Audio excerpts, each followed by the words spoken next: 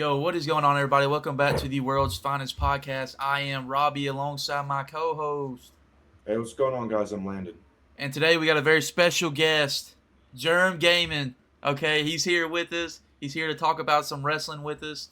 And I'll leave the link to his YouTube channel in the description down below. So y'all make sure and go sub to my boy and get him those subscribers up. Y'all going on, bro? Much appreciated. Much appreciated, my brother. Yeah, let's talk about some wrestling, some good old wrestling. Yes, sir. So, what did y'all guys like overall from what we saw on Monday Night Raw last night? How did y'all feel about the show in general? I thought overall it was pretty good. When me and Robbie watched it, I told him at the end. He asked me the same question, and I give it like an 8 out of 10. 8 out of 10. What kept it from a 10 out of 10? Like 10's like near perfect. So I mean, it's hard for. I don't know. I feel like with wrestling, it's really hard to get everything perfect, especially when they're testing out new things with Netflix and trying to get the test. Like they're testing the waters with some things and they're trying some new things. So I feel like once they get those things down, you'll see more 10s. I feel that. Honest rating, I'd probably go 9. It was better than the debut episode, which is it was weird if you want to say. I say it was better than the debut, so I give it about a 9. Yeah, that's what me and Landon were talking about. We really felt like it was a lot better than what they put on last week, and I feel like I don't know if y'all feel the same way. Y'all can chime in. I think the reason why last week didn't really hit off so good is just because they were trying to get across to just like a casual fan, like people who were just getting to know the product. So that's why I feel like that's why they brought out Hulk Hogan and the Undertaker and things like that, just to get like a draw of like the casual fan and not really the people who's been watching for like a long-term basis pretty much. No, I get that. I do.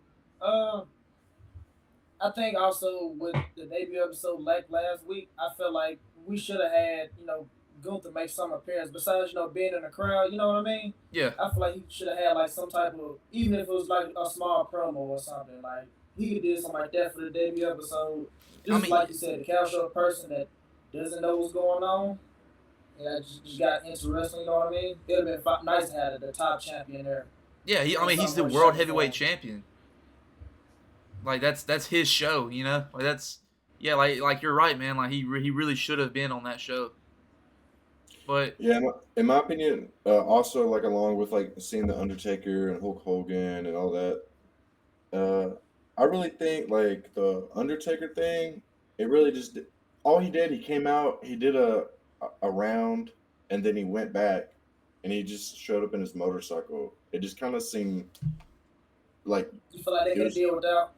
Yeah, it was just useless. And then with the Hulk Hogan thing, and we spoke about this in the prior episode, that all the stupid things that he's done and said and all that, and it's just like they had like no awareness of like people wouldn't realize that and wouldn't know what he had done, and then he got booed. So I feel like that really hurt the show too. My whole man, yeah, it did. In a sense, it really did. What I was thinking was they could have did so much more. I would rather them do something like via satellite. You know what I'm saying? That way he didn't actually have to be there. They could have just did something on satellite or some pre-recorded would have even been better. You know what I mean? That's what I was thinking, man. Like a pre-recorded backstage segment or something, man. Yeah. Like, hey, brothers, try out my new energy or my new beer. Was it beer? It's not. It's a beer, ain't it? It was beer. It's like try my new beer, brother. Yeah, it's pretty much like the whole reason he was there. Didn't he rip off his shirt and have the beard thing under that? Yeah, it's so stupid. Dude got booed out of the building, bro. Dude started yapping about the bill. I'm like, I'm not about to drink this. Yeah. Like, what are you doing? You're like, get out of here, kid. Nobody wants you here. Everybody's booing you, bro. Like Triple H, why are you continuing to allow him to speak on the mic? Like, get him out. It's like that one SpongeBob meme is like, how many times we gotta teach this lesson, old man? Yeah, but yeah, I honestly feel like that this show was so better, and even like with the storylines we got tonight, dude. I mean, so I guess we can talk about this first. So the big thing that happened on the show that really was centered around was the debut of Pentagon Jr., who they're just calling Penta for short. And I'm sure there might be some copyright things in there where he can't use the name Pentagon Jr. or something. But he's going by Penta, man. And like Michael Cole said, it's the worst kept secret. I mean, I don't know how y'all feel about this, bro, but dude, WWE Shop, like 8 hours before Monday Night Raw last night, they put him in his new merch on WWE Shop. Like, I get that the video packages that they showed, like we get it. Like he was gonna be there, but it's just the element of surprise, dude. Like, you know, people can say that someone's gonna be there, but it's not until you actually see that you get that sense of excitement, in my opinion. I think WWE really, as of lately, they dropped the ball when it comes to like big returns. I want to say the last time WWE had like a real true return with nobody knowing was when Edge came back in 2020 or whatever, or 21. Was it 21? I think it was 20. It was 20 because it was like right after COVID. Am I correct? Yeah, I think it was before COVID. So yeah, they still had fans. That was the last time they legit had somebody return without like no type of trace of nothing. Ever since then, you would know when somebody was coming back. Like, we knew Cody was coming back. We knew CM Punk was going to come back at some point. And everybody knew when, Roman was going to come back eventually. So, I feel like now, like you said, the element of surprise, especially when it comes to wrestling, it needs to be back to the top tier. That way, I just feel like social media, how it is nowadays, you're going to find out something. Just, if you're looking hard enough, you're going to find something. Yeah. But the way how you said it, them blatantly putting his merch out 8 hours before he even debuted, it was kind of crazy. I'm not gonna lie, it was kind of wild. It was like I know he's coming. Like when they was promoting it, that was like a famous luchador. I'm like, let's be serious now, people. Like, let's be free. We already know who you're talking about. They didn't even do that with CM Punk when he came out for Survivor Series. Like he didn't even get his merch back on the shop until like Monday Night Raw, like that following Monday after Survivor Series. So I thought it was so wild, bro. So wild, dude.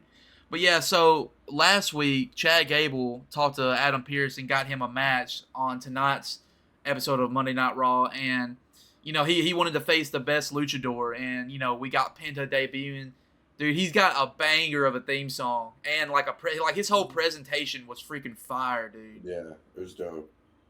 And, like, his the paint he had on his face paint, that shit looked so awesome. It was, and what's even crazier, the entire match, only barely some of it came off, just a little bit off his chin. It was done so well, and it just gave so much to like his character and everything. And then like the contacts he had in his eyes, along with his mask, literally looked like a demon dog. It's crazy.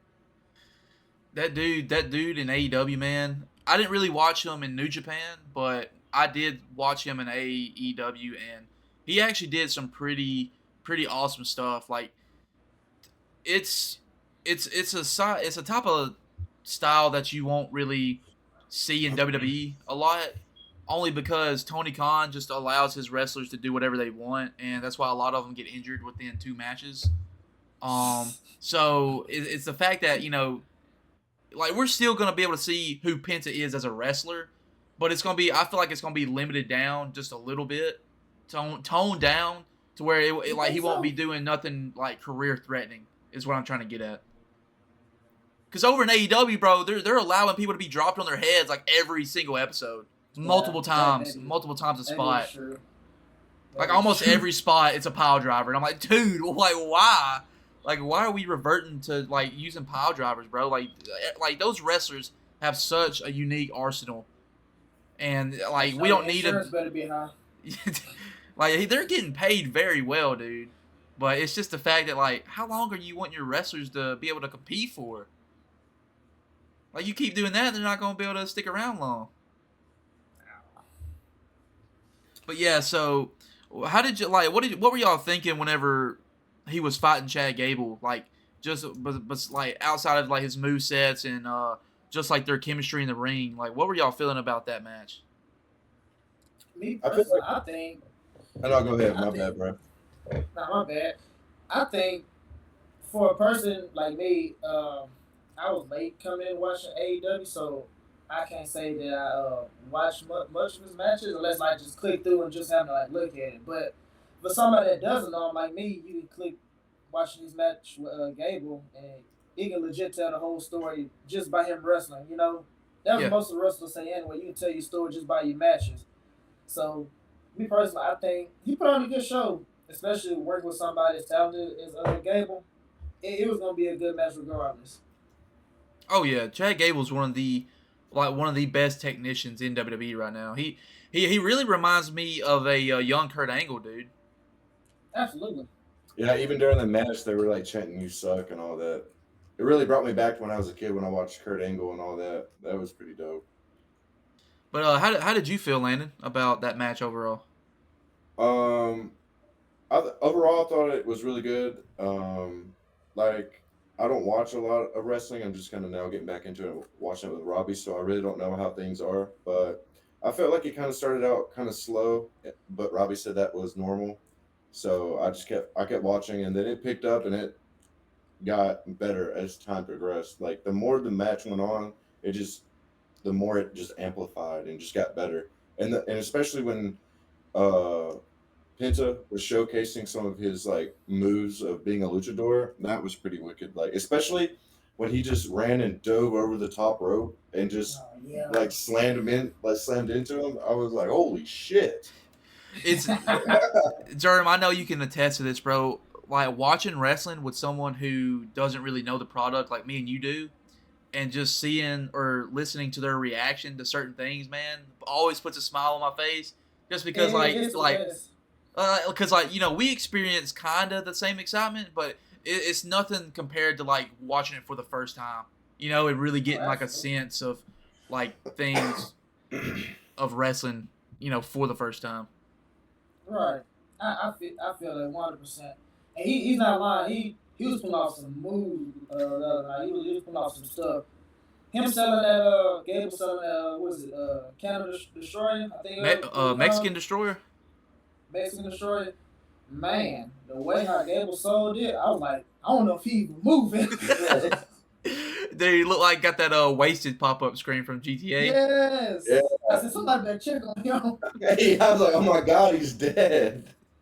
The way his head popped up off the ground and he's just laying there, just not moving whatsoever. So crazy. Yeah, he actually, so Penta actually follows this up, uses this as momentum to hit his finisher, which is the Penta driver, which is like one of the coolest looking moves I think I've seen, man. It's like a pump handle slam, but he turns it into like a power bomb, kind of. And they call that the Penta driver, man. And I thought for his first match that was actually really, really good, and they set it up really good. I'll just be honest, and I'll throw it out there. I think we'll see him in the Royal Rumble match, man. I think they'll put a caliber talent like him in the Rumble. Most definitely. Yeah. He'll definitely be in it. I'll probably say around maybe the 10 through 15 mark if I had to take a guess. Yeah. What, like, Landon, if you were to guess what kind of like what number slot he would be in, what would you think he would come out in the Royal Rumble? How many is in the Royal Rumble? 20? 30. 30? Yeah. Damn, that's a lot of people. Godly. I'd say like probably like 15, maybe a little bit later than that, maybe like 18 or 19 later on. So we know who is going to be in the Rumble as far as now goes. They're getting the Rumble stack for this year, dude. We got CM Punk, Drew McIntyre, Roman Reigns was announced on Friday who's going to be in the Royal Rumble. And he hasn't been in the Royal Rumble for like, what, 5 years? Exactly, because he's been champion for 4. Yeah, he was champion for 4 straight years in a row, dude. Yeah. Like, this is going, like, I'm actually really excited for this Royal Rumble. Because, like, I feel like last year it was kind of like, we kind of knew that Cody Rhodes was going to win again to an extent. But this year it's kind of up in the air. Like, we got John Cena as a contender. We have CM Punk as a contender. I ain't gonna lie. I want to talk about this so bad. Go Since for it, on man. the topic of the Rumble, I've been thinking about this all day. I think the Final Four is going to be something like Cena, Roman, Maybe somebody like a Drew McIntyre because he want to get Roman so bad. But I think him trying to get Roman gonna get him eliminated. But I'm still throw Drew in. And 4, I'm saying the 4th person is gonna be somebody up and coming. I don't know. I don't know if it's not. I might throw Seth in there. I might throw Seth in at 4. It's gonna be a final 4. It's gonna be nuts. What if Braun Breaker's a part of the final 4? That's why I wanted to say so bad. If that's the case, he's gonna be the first one eliminated though. He got to. Yeah. No, I'm being for real. Like if he's out of that, 4, if he's there, they gonna get the young guy out first. Cause you got to think about he already IC champ. What else? I mean, of course he gonna eliminate just about everybody when he come in. He's gonna. Everybody's gonna be gone. He come in the ring. Yeah. I'm gonna be for real. Braun might get 10 before he get thrown out. I'm just. Like, he might drop the Intercontinental Championship to Sheamus at Saturday night's main event, and then maybe they do like a push for him after the Rumble. Maybe for the World Heavyweight Championship. Would you think it's too early though, or you think it's right timing? Me personally, I think that they kind of rushed his Intercontinental Championship reign and didn't let it really marinate. It was kind of flip-flop too, because they have, JB him just for him to get it back like 2 weeks later. So it's kind of like, oh, you already a 2-time IC champ, but you kind of got it back. Yeah. You know what I'm saying? So, I don't know, but I'm going to be with you right there then. If it is Braun versus Gunther at some time, I ain't going to complain about it. I'm not. That'd be a 5-star match, man. Yeah. So after the match, Pentagon Jr. All right, my bad, Penta. I know him as Pentagon Jr. man, but Penta was talking about because I still call Edge. I'm not calling him no Cope. I'm not calling him Cope. What I look like? Yeah, they changed his name on AEW to Cope, the Rated R Superstar Cope. They don't have the same ring as Edge, dude. Like my brother, your name is Edge. Might as well just call him Corner. Yeah, like, who is this Cope you speak of? I don't even know who that is. This man's got a mohawk, bro. That's not Edge. No, but Penta, right? So after the match, he cuts like a promo in the ring, and he says that not only is it a new era, it's the Penta new era. And I thought me and Landon both kind of was like, yo, that's actually pretty clean, dude. Yeah. Like I can really see that on a t-shirt, man. Yeah, he spoke most of it, like most of the promo in Spanish, but it was really good because it was in San Jose, and a lot of people among the crowd really drew from the emotion of that. So whether they understood it or was just drawing from the emotion from it, he was just getting like a pretty good reaction. And then when he went over to celebrate like with his family, it really drew up more emotion for all the watchers just to see like how accomplished being in the WWE. I thought that was a really cool touch they added to it because it makes everybody watching like him even more. Yeah. I like People don't understand, man. Wrestling can make memories for real. Like, that's not a cliche. Wrestling can legit make memories for everybody that's watching, just like you said. Now, in y'all guys' honest opinion, as far as the direction goes, what do you think WWE does with Penta in the future, leading up to WrestleMania? Because I don't think that they'll leave him off that card. Absolutely not. I see him going for like the mid card title for right now. I can see him going for like the IC title at some point. Yeah, dude. What if we got Penta and Braun at WrestleMania for the Intercontinental Championship? That would be sick. That'd be so dope. Yeah, that would make more sense because I feel like when I was watching, it felt like kind of like a lot to take in when it comes to like all the wrestlers and everything and like the storylines and stuff going on. But like adding in Penta and then having him going for something like the Intercontinental, is it IFC Intercontinental? What is it called? IC Championship, Intercontinental Championship. Okay, so the IC Championship, like him going for that would like make sense because I really didn't see much going on with the champion. Braun. Yeah, Braun. Yeah. We'll get into that because he actually gets into a confrontation with Sheamus later on in the show. Oh yeah. Me personally, I think it would be awesome to see him and Rey Mysterio do something together before his brother Rey Fenix gets in there. Just like me, because I was sure thinking. What if? because Rey Mysterio he hasn't really been booked in anything important here lately. So what if I I don't know if they want to turn Penta heel, and Rey Mysterio's not going to be heel. So I mean, if they did that match, I mean, it'd kind of be hard to do a face versus a face and be compelling television. So like, what if maybe they turn Penta heel and then kind of challenges Rey Mysterio for being like the legendary luchador. Maybe like Penta wants that right. You know what I'm saying? He looks like a heel. He looks like one. He does have the look of a heel, but I think people gravitate to him too much for him to be a heel right out. So he would really have to do something really just dastardly for people to like hate him. So it's that kind of aspect. If you look at it, everybody loves Penta. So like I said, he really got to do something just outlandish for people to start hating him.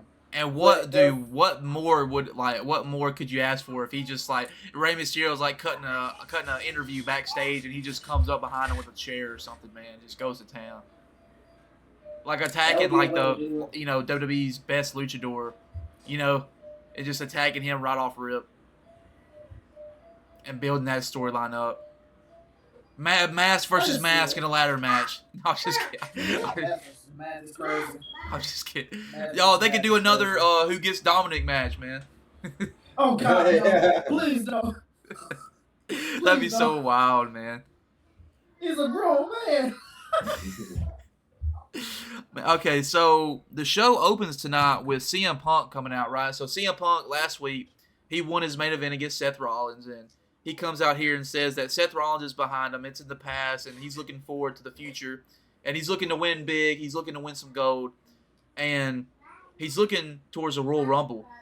And he mentions John Cena, right? So he does a thing about, you're not going to be able to see him in the Rumble. And then he actually name drops Cena later on and says, John Cena, I know you're going to be in the Rumble. But he's like, I can see you and I always have. So what did you think about that, Germ, and Landon, about, him kind of teasing something going on with him and Cena? I'll go first. CM Punk, I ain't gonna lie. I'm all for it. You know me, I'm big on John Cena. I want to see just about everything he can give for us the rest of the year. So if CM Punk want to go down that road, hey, I'm all with it. But like you said, him name dropping it, that's just his character. That's what he's gonna do. He's gonna go at whoever he wants to. So for them to see it up one more time, if it's in a Royal Rumble aspect or just a single match aspect, I'm all for it. Yeah. I thought it was pretty cool because I'm gonna go back to what I seen as a kid and like what I used to see like when I played the wrestling games and stuff, and like when I first started seeing CM Punk, like him and John Cena would fight, and it would be very reminiscent to see them like kind of have like a feud going on before he left. So I thought that was pretty nice. And that was back in like 2010 and 11 when CM Punk took over the Nexus group. Him and Cena were feuding for a long time until Punk kind of broke out that, voice of the voiceless gimmick, where he was standing up against the authority of WWE and pretty much, telling the fans that, we're tired of seeing John Cena get the main event. John Cena's not as great of a pro wrestler as I am. I'm the best in the world, and that's where all that came in. And then him and Cena got that Money in the Bank match for the WWE Championship. And I believe, wasn't it at Money in the Bank, that's when he took the title and basically his contract went out the same night as the Money in the Bank pay-per-view. And then he blew Vince a kiss and like left the company, and like you really didn't know if he was coming back or not at the time because watching it back then, you don't really know that that's actually a storyline. All we're thinking is, the guy said he's leaving, and he said he was taking the championship and going to another company. So it's kind of like, like you can't leave. Like we ain't got a WWE champion anymore. And then if y'all remember, bro, that Monday night when they had to find out, like they had to get a new champion because CM Punk was gone, and then they had Rey Mysterio win a tournament. It was either a tournament or a gauntlet. Like, bro, they had a tournament. I remember this verbatim. I promise I do. Hey, listen, they had a legit tournament. The tournament started because this is what Raw was. They were doing 7 to 10 or whatever, so 3 hours. So they the whole first hour was just full of tournament matches, and then they got to like by 8 o'clock. Rey Mysterio won the title, right? And John Cena was like, "Hey, let me get that." Like, John Cena cashes in. I'm John Cena contract. It gets a championship match. Like what? He's like, let me get that one time. And then he beats Ray, and it's like, okay, he had the title for like not even 4 hours, like 30 minutes. Bro, didn't some of the roster come out and like put Rey Mysterio on their shoulders, like as he won the championship, and then all of a sudden you're like what? Yes, people, look, we didn't know it, but John Cena was the modern day Brock Lesnar at the time, dude. It was huge. Dude was huge. I'm not even talking about like just him being big part. I'm talking about like Brock Lesnar. Landon, I know you might not know this, dude, but literally Brock Lesnar has a thing called "I'm Brock Lesnar," so I can get a championship match anytime I want, and he uses that literally every time. Like, you know, it don't matter if they're in a storyline or not. You're gonna hear and then like you're gonna come out there and like, yeah, I'm getting this, dude.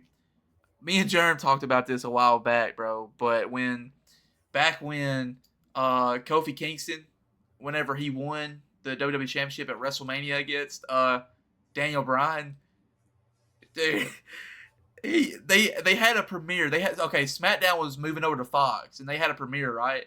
No storyline, nothing, and then they just advertised, yeah, the main event of SmackDown tonight on Fox is Brock Lesnar versus Kofi Kingston for the WWE Championship.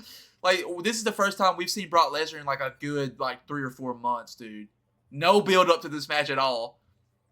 The bell rings. Kofi Kingston goes for a Trouble in Paradise, right? His finishing maneuver. Brock Lesnar catches him in midair, F5s him, pins him, wins the match in 18 seconds, and becomes a new WWE champion. I'm like, bro, there was so much hype around Kofi winning, right? And there was, dude, like everyone was down for Kofi Kingston's title reign, and then they were so disrespectful and made him drop it in 18 seconds. Yeah, shit like that kind of sucks for wrestlers. I wish like things of that nature happened less, or didn't happen at all, really. But you remember that, Jerm? You know what the crazy part about that was?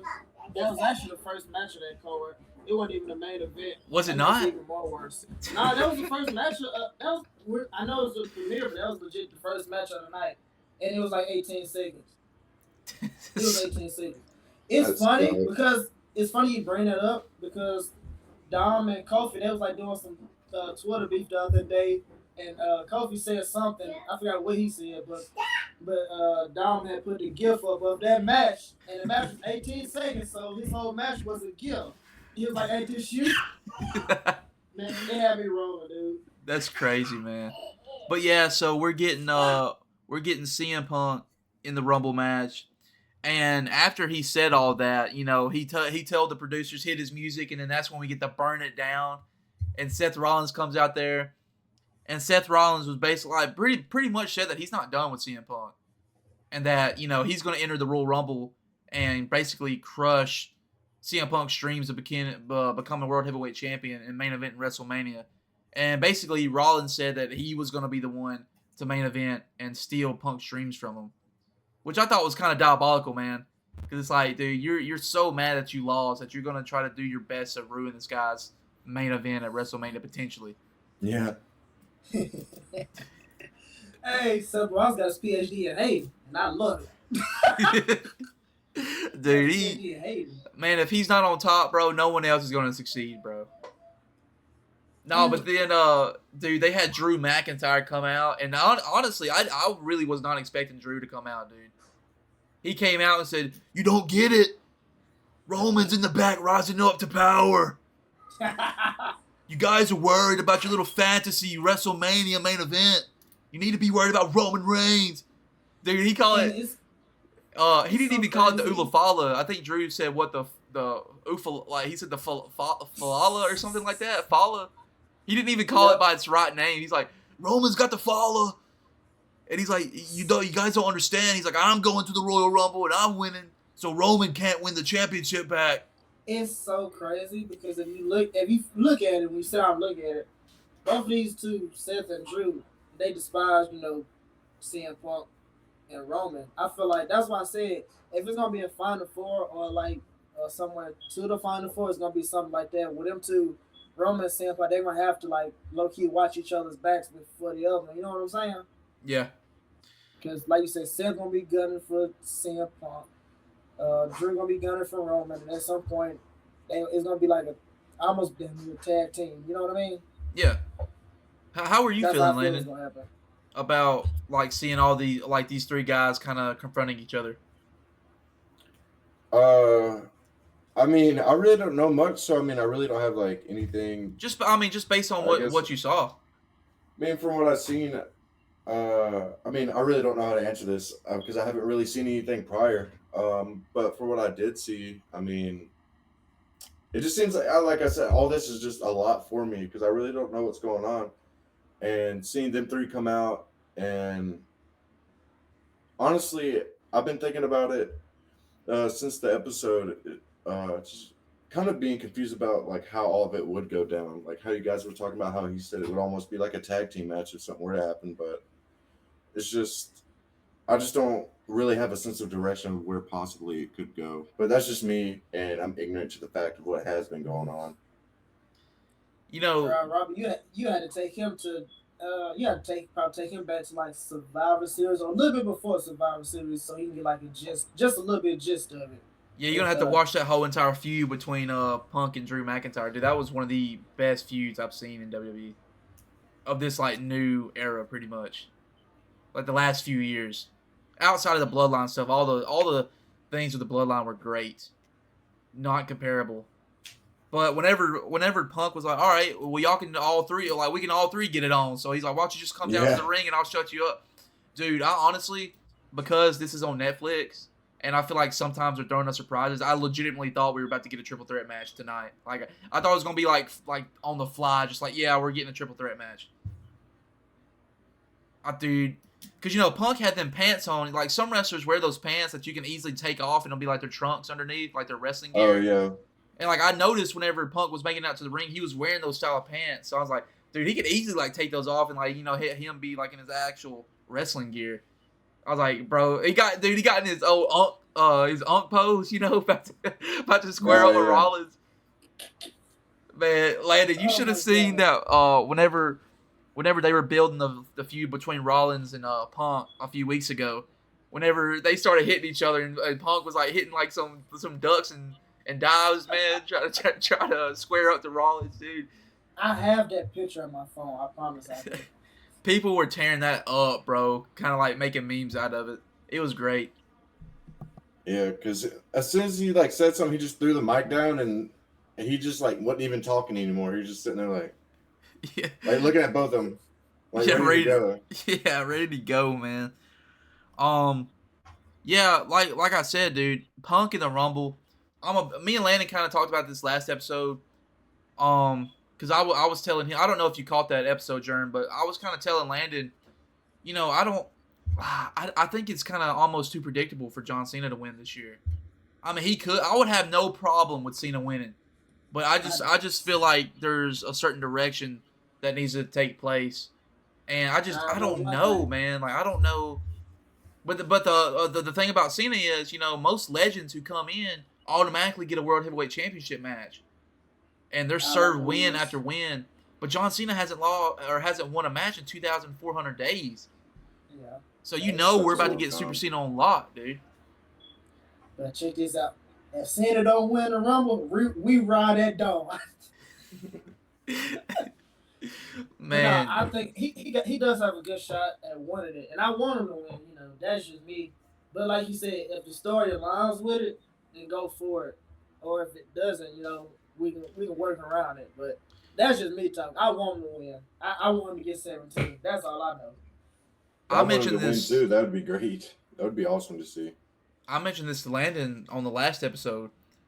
I said, what if Cena is eliminated by Randy Orton, and Randy goes to WrestleMania to fight Cody and beats Cody for the championship?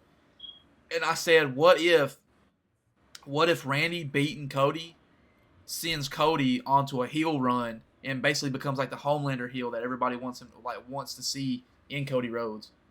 And kind of like Cody Rhodes is like, I don't need, like, y'all need me. Y'all needed me to save the company from Roman Reigns. Give, like, his Homelander speech from the Boys TV show. And be like, y'all needed me. I don't need you. Y'all are weak. I'm the one who, like, Roman Reigns defeated everybody, but I'm the one who beat Roman Reigns for the championship when no one else could. Everybody was wanting me to, like, wanting somebody to save WWE from Roman Reigns' power. Then I did it. I feel like we would get something like that as far as, like, his heel gimmick, bro. I can see that. I actually don't have a problem with that. It's just one small problem. I don't want to see Cena get eliminated. That's the big problem right there. But see, I said if Randy wins and becomes champion, then maybe him and Cena could build something for SummerSlam. But I feel that. But don't lose. I feel like Randy won't. I feel like Randy won't be in the Rumble because I feel like he might have some implication when it comes to that ladder match Cody and KO guy. You see. Because KO, he is the one that put Randy on the shelf. You feel me? Yeah. So I feel like, okay, if he don't show up in the Rumble, then he definitely showing up for that match. You see what I'm saying? Oh, yeah. That's going to be a banger of a match, dude. Yeah. I feel like he going to come out. He gonna do something to KO. And then they might have a little spat here and there. Or, if he, like you said, if he does show up in the Rumble, what's his motive? You know what I mean? Yeah. Randy gonna come back whoever put him out. So that's why I see him coming more in the KO and Cody Rhodes ladder match rather than I do the Rumble as of right now. Yeah. I know you. Change, though.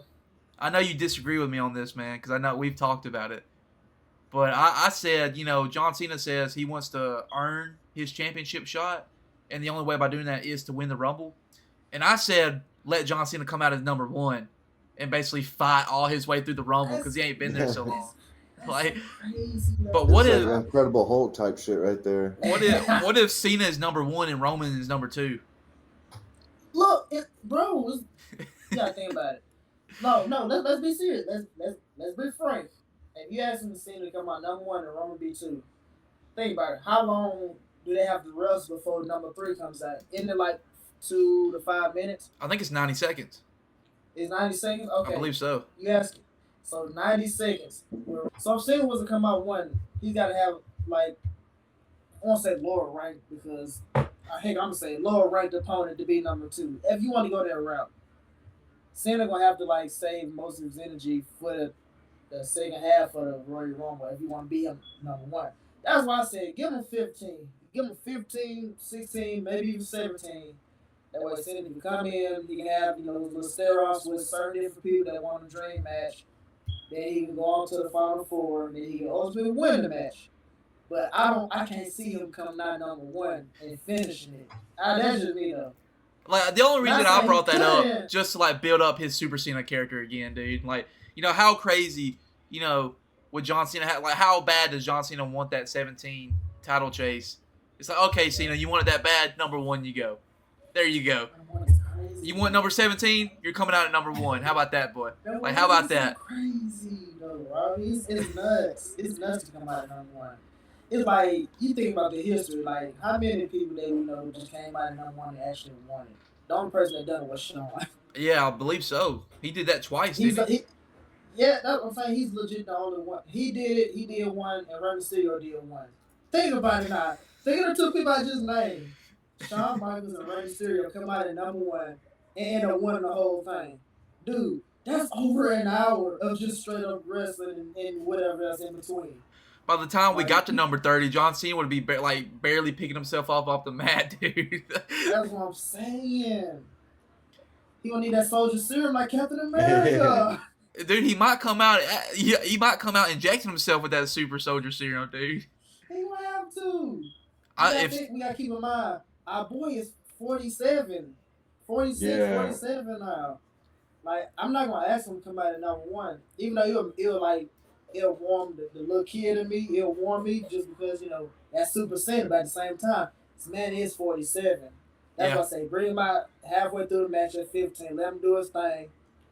Because the only way I can say he can do that is if he, actually, committed to, the full-time grind again. Like, he constantly got to be working out, doing how he used to do. That's the only way I can see him. But the Rumble is legit a few weeks away. It's only so much working out and doing you can do, you know what I mean? Yeah. I feel like it would be a shame if we didn't get a singles match before the Royal Rumble with John Cena in it somewhere. Fighting somebody. I think we will. I think we will. Because, like, like Punk. And like I told Landon last week, dude, every time I see a Punk match, I get so scared. Because I feel like he's just one match away from permanent shelf life, dude. Yeah, whenever he came out during that promo, he went from the table to the guardrail and he like almost like fell and he caught himself or whatever. Robbie was like, "Did you see that?" He was like, "He could have got hurt."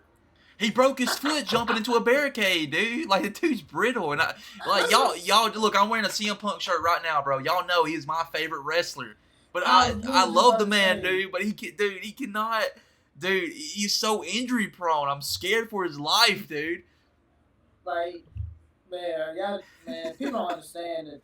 Y'all don't understand how much Robbie he's down with CM Punk. He's down with CM Punk. I'm with it. I'm with it. I feel him. I ain't gonna lie. When him and Seth Rollins doing that match, bro, you can legit tell that CM Punk was gassed throughout the match. Dude, it was bad. Was just like, he was like crumbling on himself. He was so tired, dude. It was bad, dude. He's legit been giving more promos than he does matches. Like, let that sink in. Like, he hasn't been his in-ring self like he used to. He's doing more and more promos. That's why I was telling y'all, like, if you notice, every time CM Punk has a match, it's a stipulation along with it to hide the fact that he's be so gassed after like 5 or 10 minutes wrestling. The dude be tired. Like, we gotta realize these dudes are getting old. They getting old on us. Like, they can't perform like how they used to when we was younger. These guys are legit old. Father Time has never lost against anybody. It is not going to no time soon. Unless your name is Brock Lesnar, then that's kind of different. Yeah, Brock Lesnar just he doesn't age. He's never been injured in WWE. Like, dude injures people. He doesn't get injured. He does the injury. Bro, I was telling my brother the other day. I was like, dude, if you were just sitting and think about it, Brock is legit the alpha male when it comes to the male race, dude. Like, he can say he went to MMA, became champ. He can say he went to WWE, became champ multiple times. Like, dude's legit that guy. Like, I don't care what nobody says, in a sense that he's legit the alpha male when it comes to the male species. I'm sorry. Him and Kurt Angle. Yeah. Argue with somebody else. Don't argue with me. Him too. I'm going to give it to him. Yeah, Bo Perk Angle. Yeah, I was just about to say that, man. He would just go crazy, just take his straps off and just be screaming with a mouth guard, veins popping out, and his head red as hell. Bro, dude, did y'all understand? I won an Olympic medal with a broken freaking neck. So, speaking about Brock Lesnar and Kurt Angle, dude, Brock Lesnar broke Kurt Angle's neck, right? And Kurt Angle broke his neck twice in the same year. That's insane. People don't understand. These two guys, they're legit genetic freaks. Dudes don't understand that. People don't get that. Did y'all ever watch the Kurt Angle documentary? Man, no, I haven't seen it. That man said that he was taking up to 60 opioids a day. 65 opioids a day. That is so much. So when you see him in TNA doing all that crazy jump, like doing like a a moonsault from the top of the steel cage, and they had the 6-sided ring. Dude did a moonsault and landed face plant on the mat, dude. It was so brutal, dude. I got this thing I be telling Rob all the time. I'm like, man, my boy's on 65 of them things, dog. You can't tell me nothing. He was on 65 of them things. I think in WWE, whenever I haven't really watched it yet or gotten to that point, but I went back and watched like the Ruthless Aggression era, and I'm in 2003 right now. But it was back when Kurt Angle won the World Heavyweight Championship, and that's at the time that it was put on SmackDown, I believe. And he was standing on a podium in the ring, and he like had his arms in the air holding the flag, like, and he's like, yeah, like he like, dude, he was high on them opioids and like in that moment, dude. It's funny because I know exactly what you're talking about. And remember, I don't know if you know this episode of SmackDown, but they did the little battle royal for the title, right? Because he had to vacate it because he got hurt, right? Yeah. And Mark Henry, he did the World Strongest Slam on Kurt on the announcer's table. And then Mark won. He thought he won, right? And it's so funny because I send y'all this clip every time. So they pan the camera over to Kurt Angle. I ain't seen him dropping his straps. And then you read his lips. He said, "You done messed up now, Mark Henry." And he throws his strap and he Yes! It's the funniest clip. It's just everything about Kurt Angle, dude. His mannerisms, everything. He just like, you done messed up now, Mark Henry. Because bro, he wasn't feeling anything in those matches, dude. That dude was just straight adrenaline the entire time, bro. Oh my God. I said when you start grinning on that mouthpiece, that when the things start kicking in, you chew on that mouthpiece. like that TikTok edit I seen where like they did like a hype package, like they took clips from his TNA days, and like he's in the backstage and he just like looks at the camera and like grins with that mouthpiece, like you were saying, like that buddy was about to tear stuff up on them opioids. Oh my goodness, bro! Like he get the bite on that mouth guard, he dropping strap. That's when things be kicking in. He got to tell him nothing. Yeah, and then he would do stupid shit like he fought those young wrestlers in the ring, like legitimately got pissed off and wrestled them in the ring or whatever. He's like, which one of y'all think y'all can go with me? Bro, Kurt, I don't care what nobody says now. Kurt is a goat, dude. Kurt is a goat. Kurt Angle, whenever he was feuding with Rey Mysterio, he's like, Ray, you're a boy in a man's world. He's like, and I'm a man that loves to play with boys. And he's like, wait, no, that's not what I meant. That's not what I meant. And then you hear JR on the commentary say, quit while you're ahead, Kurt. And that's the crazy thing too. Kurt is legit funny too. That's what people don't understand. Kurt is funny. Like he's like how funny. Yeah. It's like he can make you laugh and like who gonna check him? That's another thing. Who gonna check him? Because that dude can legitimately kill everyone on that roster with his bare hands, dude. Yeah. Who could break your freaking ankle? He's like, I'm gonna make you tap, John Cena. Oh man, so serious, dog. Man, him and Shawn Michaels, they match at WrestleMania is top tier. I don't care what nobody says. That's like one of the best Mania matches. Which WrestleMania was that? That was WrestleMania. Let's see, I have 20 of him and Eddie. So him and it was 21. That's what it is. 21. 21. If you haven't watched that, please do yourself a favor and watch that match, dude. It's a 5-star. I'm gonna check that out, dude. I try to, because I missed out, because I wasn't born during that time, I'm I got It's like, I missed out because I wasn't even around at all. I did that because I was messing with Jerv, man. I know he was. That's why I just started laughing, because he always does this to me, dog. He legit does. He's like, he shows his age. He be trying to make me feel bad about my age, dude. I don't understand. No, but hey, look, Robbie be like, what's a PSP? Like, dude, don't make me mad. Like, what's a PSP? What is that? Like, all right, brother. It's like, yeah, y'all remember back in y'all's day when this came out? It's just like, what do you mean back in our day? And I never remember myself like, Robbie, you're like 15. I forget. but yeah, man, dude. Kurt Angle was different, bro. Him, Brock Lesnar, they were different, dude. And I feel like we kind of need something like that in WWE now. Yeah, like, we really need wrestlers like that. Yeah. Yeah. I mean, if you're talking about like something like Kurt Angle, where he's like really good at wrestling and also has that comedic value, like that. Yeah, like that in itself would bring. I think that would bring a lot more viewership too, because you'll have people that come just to watch, the funny shit that happens on the show. Yeah.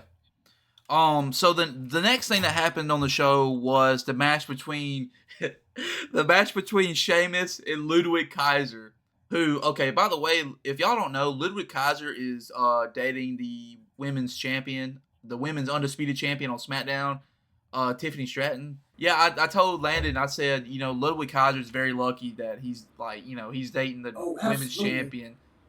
I was like I told Landon, it's Tiffy time all the time with that boy. I'm sorry, I had him by today. It's all right though. We gonna get there. Yeah, I was just saying, like, the match started out like pretty. I thought that match started out pretty well. Like, it was just like super aggressive the whole time, and then the staff or whatever. What did they call that, dude? I forgot what they called that. Almost looked like a club. Started beating the shit out of each other with it, like instantaneous. Shillelagh, that's what it was. That's it. I knew what y'all was talking about. I can't think of the name either for some reason. She made some video how to put the piece in the oven, man. Jerb, you know how Yeah, go ahead. you know how white Sheamus is, right? All the the jokes. My God, dude. Like John Cena back in 2010 called him a big old jar of mayonnaise. And Man, that was too much. that dude made his It's a entrance walking last jar of night. mayonnaise. That dude made his entrance last night, and that dude was glowing. Yeah, when he was like sitting like this, his arms wide open, and you just see all the light going to him. He just looks like a big gleaming ball of light. It's insane. Yeah, That boy looked like the heaven gates. yeah, it was so Like, crazy. God. I literally had Robbie rewind that shit and pause it. I was like, look at that shit, man. First light bulb or something. I don't know. Just fella. Oh, Man. That was. But yeah, man, that was a good match. So basically, the whole storyline between Ludwig and Sheamus is basically Ludwig has kind of kept Sheamus from getting the Intercontinental Championship, and he's kind of been a thorn in the side of Sheamus. And then Sheamus kind of pretty much shut him up whenever he hit him with that nasty looking bro kick, dude. You got to put him out for the 3. I don't know how Gunther's going to feel about that, because they kicked out that one guy from the group a long time ago. Was it Vinci? Yeah, it was. It was. They kicked him. Hey, see what's crazy? They brought him back, but he really hasn't done nothing besides lose to Apollo Crews, and that's crazy to say. Yeah, dude's been a filler match, man. A filler wrestler for people that they want to get over. Exactly. I don't know how Gunther's going to feel about that, and I don't know really what WWE wants to do with Gunther and Ludwig, but maybe sometime down the line they can do Gunther versus Ludwig or something if that's the direction they. I don't think it'll be for the title or anything, but I think maybe it might be like a Raw match or something. Yeah, I was about to say it's gonna be a matter of time before Gunther finally just reaches this boiling point with Ludwig and just gets rid of him completely. I don't know. I'd honestly like to hear y'all's opinions about this, but we don't really get tag teams anymore that not only are great together but can be future world champions. As far let me cook what I'm about to say. So, we got Gunther and we got Ludwig, who they're kind of a tag team, but not really. You got Gunther, who is a world heavyweight champion, but you could always do a feud with them two. But Ludwig really isn't a world heavyweight champion caliber character. If you get what I'm saying.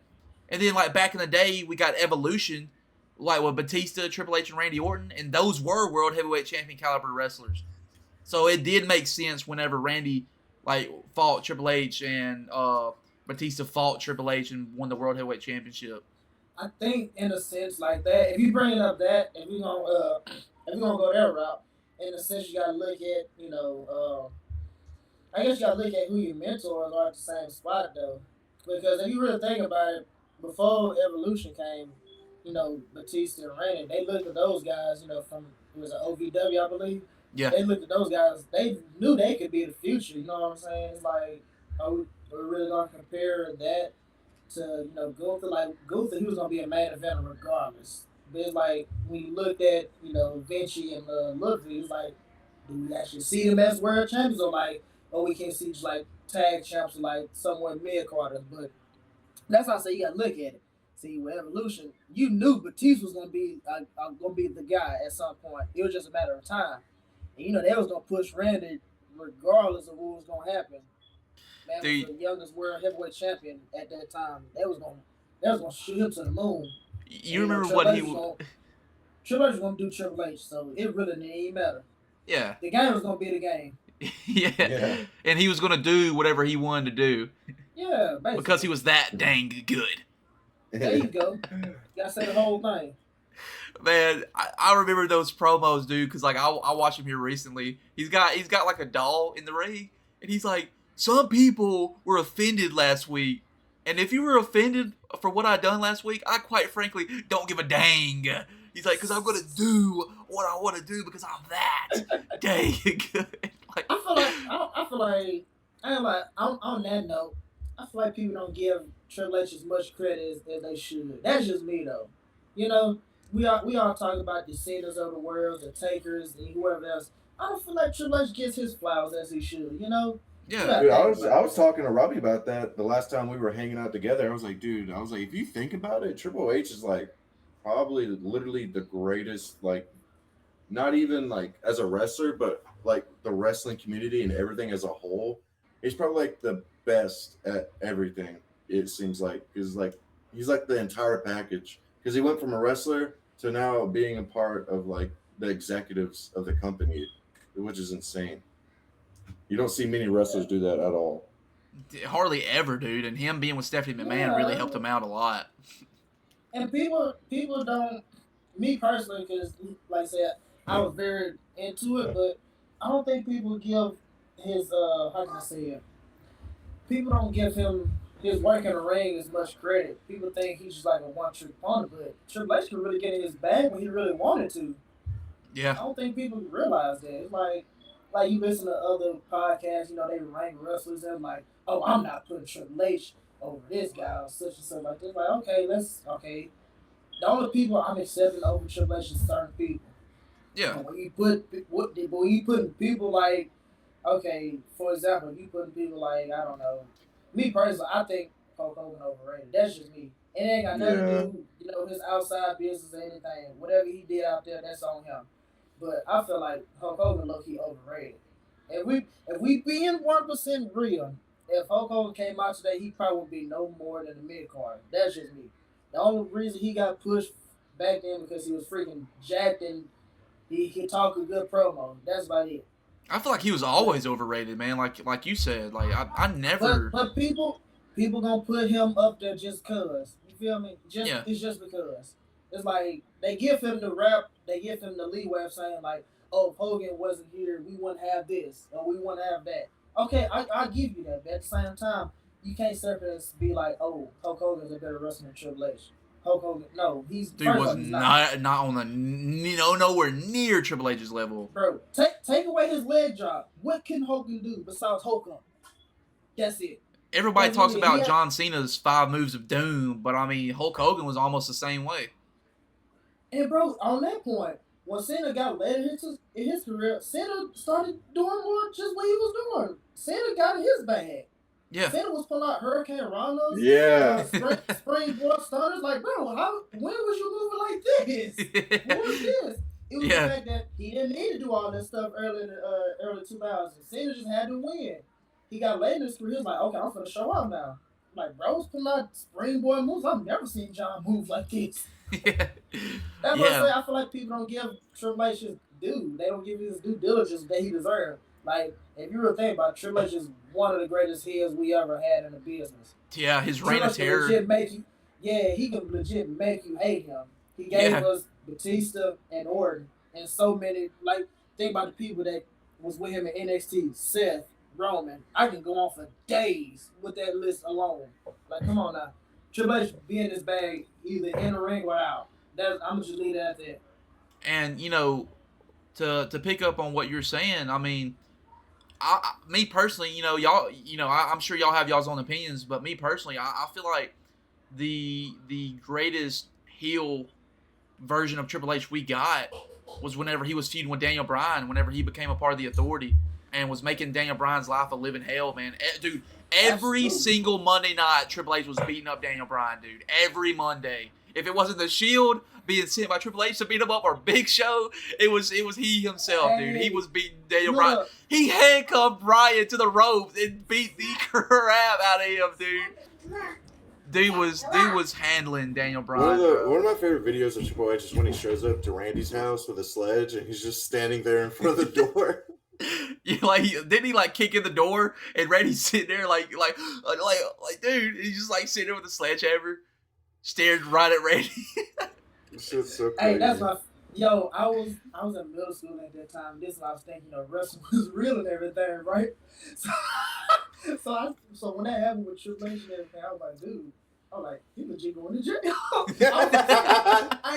I was upset. I was like, I take no boy to jail. I was like, wait a minute, what about WrestleMania? He can't go to jail. We got WrestleMania this Sunday. Hey, for real, I was like, is he gonna make it? I'm like, hold on, what about the match? So does Randy just win? Dude, that was crazy when they had people run across the camera like to another room whenever Triple H shot. Bro, if you go back and look at that clip, it was, whoever they had, playing Randy's wife or whatever, and she goes to answer the door, and Randy had to think about it for a second. He said, wait on, get over the door. And he jumps over the couch and starts hiding. Like, that door was not going to stop Triple H from sledging his way through that house, man. He throws him out the window. That's like a legendary moment. Just him getting thrown out of his own house through the window, literally. And he's just getting beat up in his own yard. It was just funny all around, dude. The moral, can't make it like that no more. The moral of that story is do not RKO Stephanie McMahon. Yeah, bro. You forget he punt kicked Vince, he punt kicked Shane, he arcade and kissed Stephanie. Yeah. We can't Yeah, in front of Triple H, wasn't he handcuffed to the turnbuckle when he did that? Yes. That's crazy, bro. It's like even at the young age, I'm like, yeah, Randy, you wildin', my God, you wildin'. Man, like I'm telling you, dude. Whenever, like what I was saying about Triple H and his feud with Daniel Bryan, I showed Landon that Survivor Series match where Dolph Ziggler absolutely shined, and then Dolph Ziggler hit his finisher, the zigzag on Rollins, and he goes for the pinfall, and Triple H pulls the referee's foot out and like kicks him or something to keep him down, and then another referee comes out. And like Dolph Ziggler gets a super kick or something, and the ref starts to count, and Triple H just gets in there and beats the crap out of the referee, bro, and like would not let him count. Hey, Triple H did not want to lose that match. He was like, at this point, I'm finna get into the ring. He's like, some things you just gotta handle yourself, man. Now, do you remember SummerSlam was Daniel Bryan finally beat John Cena for the title, and Triple H just pedigreed him out of nowhere? And that's Randy cash in. Dude. He yells at the ref, ring it. Ring it. He's like, do it now. Ring it. Like, yo, people don't understand Hunter was about business, dude. If he knew it was gonna be the benefit, he was gonna do it. He did not care who was mad at him or what. That's why I give Triple H props. If y'all remember, man, the whole storyline between Daniel Bryan getting the WWE Championship, like Stephanie and Vince called him a B+ player, and basically he could not be the face of the company. And John Cena was like, "No, you're wrong. I choose Daniel Bryan for SummerSlam." And even Triple H was like, "Yeah, Triple H was like, Daniel Bryan has what it takes." And then like Daniel Bryan beats John Cena for the championship. Triple H is like endorsing him, has his hand raised in the air, and then you hear "I hear voices," and Triple H is like, at the time he's like you can tell, like you can see him slowly back up behind Daniel Bryan, and like he starts giving that like evil smirk, or not smirk, but like just like that gritty just frown. And then all of a sudden, like Randy goes to walk away, right? Has the briefcase in hand, goes to walk away, and Daniel Bryan's like, "Yo, what? I guess we're not doing this." And then Triple H swings him around so quick and pedigrees him, dude. It's crazy, dude. And then his excuse was, "Daniel Bryan, you're a B+ player." I don't know what it is about me, but it be moments like that. It be the cash in moments that be really getting to me. Like, I don't know, Robbie, you probably wouldn't even thought of when this happened. But I'm you're right. Throw it out anyway. Yeah, you're right. But man, when I was young, knowing that John Cena went through, the Elimination Chamber, just to have Edge come out and cash in and beat him. Oh my God, I was so mad in school the next day. I was so mad. I was like, "You can't do that." I said, "This can't be." Bro, that's how it was for real. It's like I said, at that time, man, you think wrestling is legit, you think it's real. It's like, there's no way they let Edge do that just for Cena. Oh no, man. Dude, this is kind of off that track, but like it has something to do with Cena and like kind of like surprise cash-ins. But you remember when John Cena had to go through an elimination chamber to retain his championship, and then Vince McMahon comes out there and says, "John Cena, you can keep that championship if you can beat this one guy." And then you're da-da, like a fresh Batista. I'm like, bro, and the crazy thing, it was twice. That's his second time. Like, bro, they just don't like seeing the elimination chamber matches I've seen. Bro had to go through 5 other people only for Vince to be like, "Yeah, Cena, you can keep the championship if you can beat this." Like, dude, Batista was sitting there up there, pouncing, dude, waiting on that. Yeah, John Cena couldn't even stand. The bell rings, he gets speared. Batista Bob, it's over. Batista. It's like, bro, I was like, why y'all doing my boy Cena like this, dog? That was Vince's diabolical booking right there, dude. Like, that was crazy. Man, I can sit here talking about heels all day, dude. I really could, because JBL's a top heel in my book. I don't care. Nobody sees it. Oh, he's showing up next episode, isn't he? Yeah, he's showing up next week. I saw that. I can't wait. Maybe he'll wear that net brace with the cowboy hat on top. I'm excited they promoted him. I can't wait to see JBL, dude. Like, he legit is a person that you just hate, but you just love to hate him, dude, because he's so good at it. Yeah.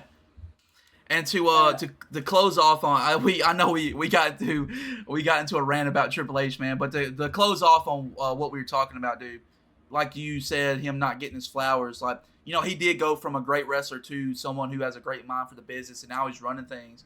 And I feel like you're right, dude. He doesn't get his due diligence, man. Like, he took something that Vince destroyed, and he's trying to rekindle it and rebuild it into something that the fans want to see, because he's all about giving the fans what they want. Triple H just single-handedly made wrestling cool again. He made it cool. Yeah. He really did. He really has.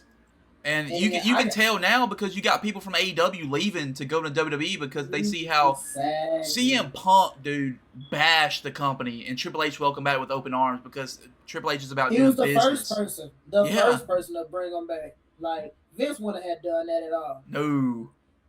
Nobody, but it takes the person that you really legit had beef with to say, like, okay, we put our differences to the side and bring you back, and then, you know, you gonna do your thing. We gonna get it rolling.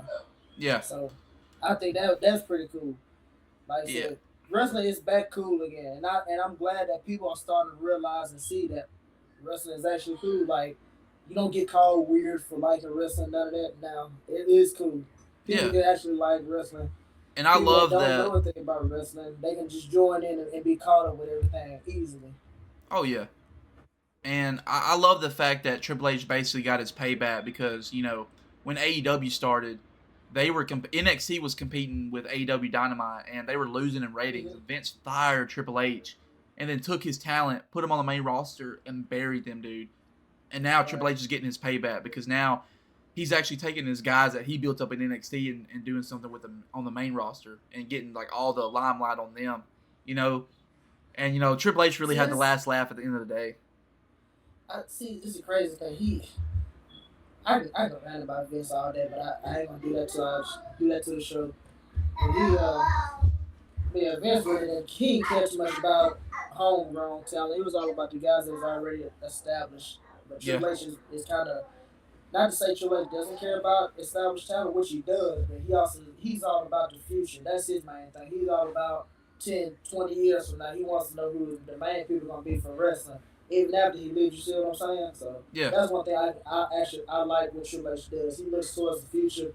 He's not like Vince that's stuck on the past and the present. That's why Vince is bringing back so many, like, Goldberg. Yeah, like, bro, why are you here in 2017? Like, let's be for real. Like, why are you here? Besides, like, they could have did that Brock versus Goldberg thing and been done with, but you brought him back to make him top champion. Let's be for real. Like, let's be serious. Like, nobody wants to see that. Nobody wants that. Right. And I feel like he did a couple things wrong. Like, I feel like they did the whole Roman Reigns babyface thing so wrong. It's like, I get you wanted to make him the new face, but the way how they did it, I didn't like. You know, they force pushed him, if that's a better lack of term. Like, they wanted him to be the face so bad, but they didn't let it happen naturally. You know what I'm saying? Yeah. I feel like if they let him be a face, let him do his own thing, I think fans would have liked him more. But it's the fact that he got pushed every single week in main events every single week. They just kind of beat a dead horse with the Roman versus Brock thing. Like, that could have been 1 or 2 matches, if that, 3 if you really wanted to. But I think they legit fought each other like 7 times. Yeah, dude. I know they fought 3 times during his Tribal Chief run. Yes. They kind of drained everything out of that Brock Lesnar and Roman feud, dude. It's being a dead horse. Like, if I see another Roman versus Brock, I might put my head between a washer and dryer. I'm just gonna be honest. Yeah. You see how my laughing, right? I'm being so serious. I know you are, dude. That's the thing. I think I'll be joking. I'll be so serious. Like, I can't sit through another one. Like I will say the SummerSlam match, it was good. The whole forklift thing, that was pretty neat. That was Yeah, a nice spot. That was dope. yeah, it was, It and was just I'm it just they glad pushed it so much. I'm glad that they ended that. Triple H ended that and kind of just moved on to something else and something better for his Thank storyline. goodness. Thank And to goodness. kind of transition here, um, I kind of want to see what Triple H does with a new faction that we got building up, man. I don't know if y'all picked up on it, but you got Drew McIntyre's trying to recruit Seth Rollins to join alliances with him to take on the Bloodline, and they had a backstage segment where Seth Rollins, they announced that Seth and Drew will have a match next week on Raw, and then he runs into Sammy, and him and Sammy kind of get into it because he's like, Oh, oh, yeah. you help, what do you do? What are you doing here? You trying to help Roman win, trying to help Jey win, trying to side with Roman. Are you going to help Roman in the Rumble match? I feel like we're slowly getting Seth Rollins' heel turn, and I don't know how you feel about this, Landon or Germ, but I think because I think me and Landon discussed this on the last episode that we did of Raw. I think there's a new faction of Drew, Kevin Owens, and Seth Rollins in the making, and kind of like a new Shield, kind of. Dude, that would be awesome. The Shield was crazy. I'm That'd letting be him that. go. I'm gonna let him go, and I'm gonna follow up because I just thought of something. Go ahead, Landon. Yeah, because like if they could get something like not to be like a Shield copy, but to bring as much energy as the Shield did. Like if you heard the Shield when how did their song go? It was like burner, burner, like that Yeah. shit, You But hear dude, yeah, when that came on and you saw them coming down in the crowd, they were coming down to beat somebody's ass terribly every time. And if they were to like bring something like that type of energy back, that would be great. That would be awesome. I would love to see that. But yeah, like you were saying, if there was to do like a kind of like a heel shield thing, I think like I say it'll be good, but I think it also messes with the mind of like Roman Reigns. You feel what I'm saying? Because it's like okay, they offer Seth, to team up with Roman, but he said he'll never team up with Roman ever again.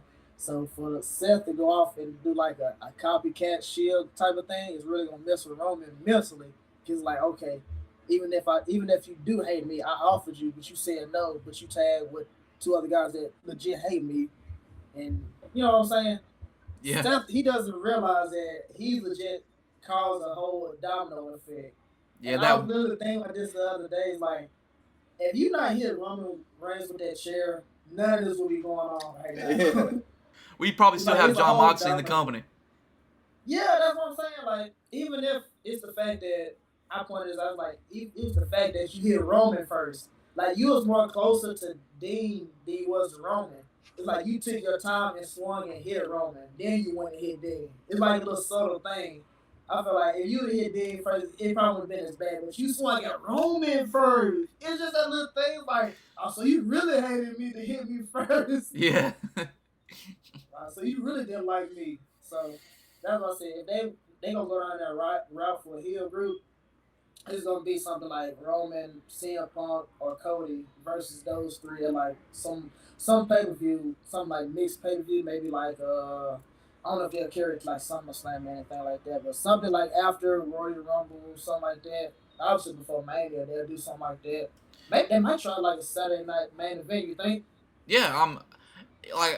I mean, it could be do something like that. And I mean, I was gonna bring this up, like if this faction does form just off of only them wanting to take out the Bloodline. I mean, okay, whenever that feud with the Bloodline passes, I mean, what do you do with the group then? Like, are you gonna actually carry that group on like full term? Like long term into the future? Like, I mean, what do we do after the whole Bloodline story ends, man? Like, because I mean, what faction do we have, face faction, that could go against a heel faction of Drew, Seth, and Kevin Owens? You know what I'm saying? I think as of right now, we mainly got heel faction. I don't think we have no face factions as of right now. I mean, unless I'm not gonna count the LWO, of course, but I mean, that's a face faction. But come on now, let's be serious. What I said for a second. Yeah. I think every faction is heel though.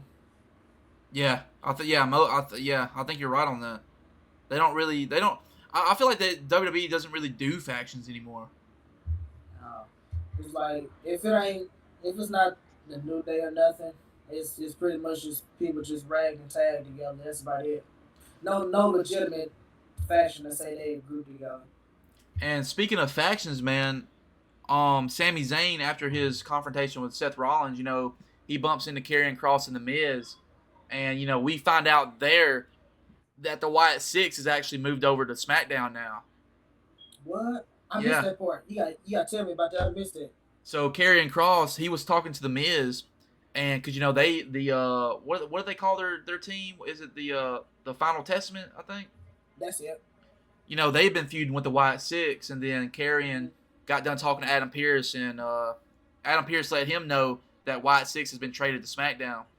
So I think SmackDown is a place where they need to be, because I feel like Triple H can do more with them on SmackDown than on Raw, only because of like the stacked talent he's got on Raw already.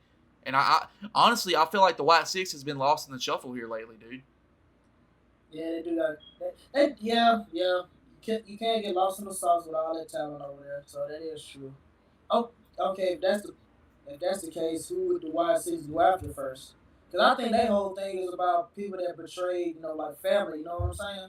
Yeah. So who would they first, opposition be? Like, who you say left their family on SmackDown? Oh man. Let's think about it for a minute. Exactly. Like you kind of booked up into a corner, man, because it's like you're gonna have to come up with something new now if you're taking them. You can't say the bloodline because they all patch things back up. Yeah, I mean, unless he wants to go after Solo or something. Well, I mean that would be the only thing. Because Solo, I don't think he was on Friday Night SmackDown this past week, was he? No, I don't think so. No, because Jacob had delivered a little promo. Oh, man, you think Jacob gonna turn soon? I feel it. When Jacob Fatu says for the first time, "I hate you, Solo," that crowd is going to pop like you never you've never heard in a long time, dude. That I don't know if you see me right now. I love you, Solo. Oh my god, bro! The fact they made that into a whole thing is crazy to me. Like, that is a whole legit thing. I feel like they built that up like they did because they know eventually you're going to hear "I hate you, Solo." Right.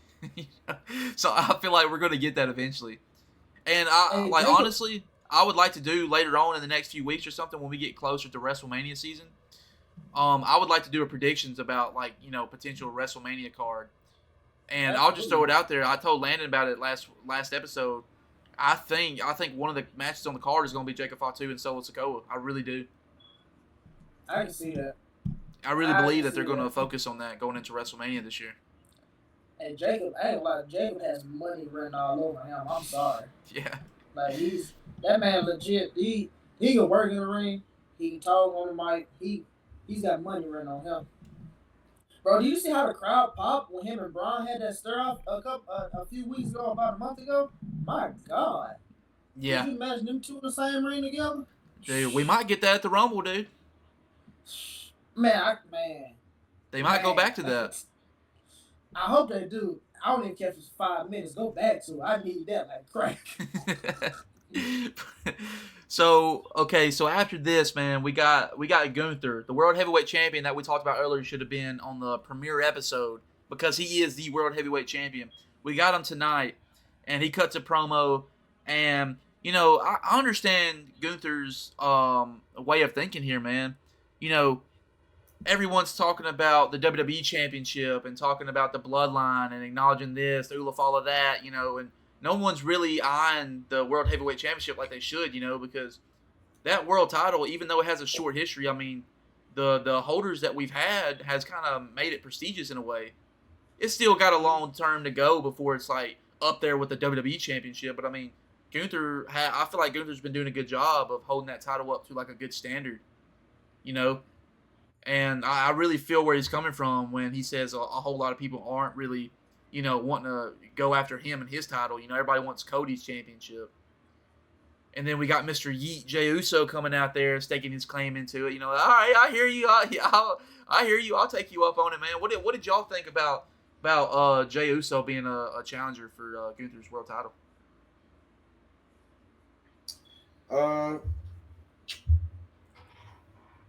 I think like the way I saw like Jey Uso's character and like his gimmick, whatever you want to call it. I'm sorry, but it seems like it would be like a good feud to go on and like capitalize on because the energies are polar opposite. Like Jay's like energetic and he's jumping around, drawing from the crowd, and then Gunther, he's it's like the same thing he's got going on with Ludwig. It's just like very proper, very uh totalitarian is what I'm trying to get at. Is that it's just like he's very domineering and like no like excitement at all, and just very like almost like a James Bond villain kind of thing going on. It seems like the way they just approach everything. I never thought of it as a James Bond, but that's pretty good comparison actually. I never thought of it that way. I mean, he is. He's legit spot on. Like, if you would see Gunther in the movie, it would be a movie like a James Bond film. Yeah, or like something like the Peaky Blinders or something, man. Yeah. How I feel about Jay, I think at this point, because as he said in his promo, he want to put his family business behind him, but ultimately he never gonna be done with his family, especially with things going on now. Then everybody gunning for Roman, so he'll never be done with that. But in a sense of the now, yeah, I'm all for him, wanting to challenge for the title. I think Luther said something.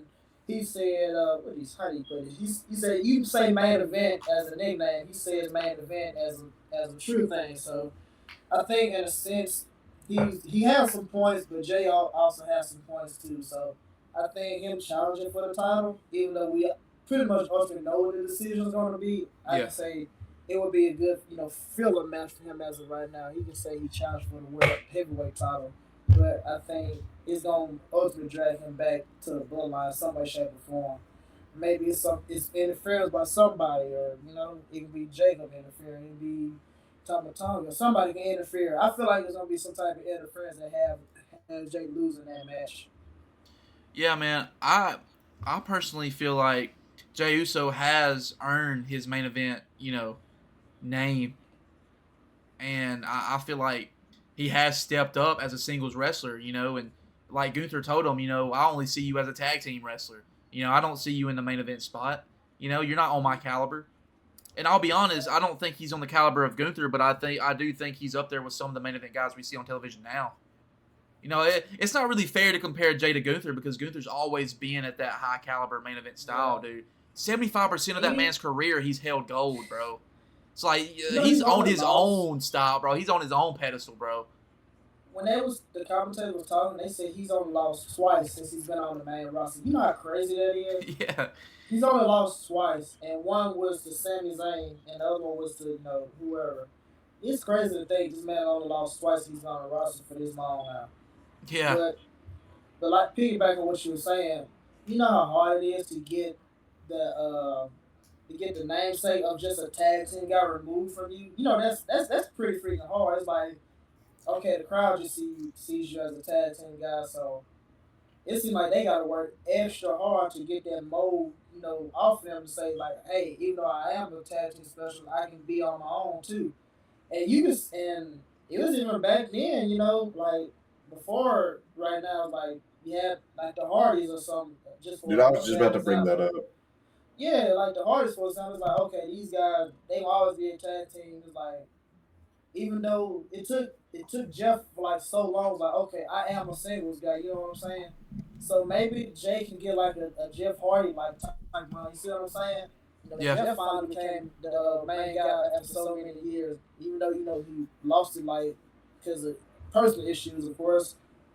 But I can see Jay having an actual a Jeff Hardy like run, even if it's like a month or so. I give him like a month, maybe two, like.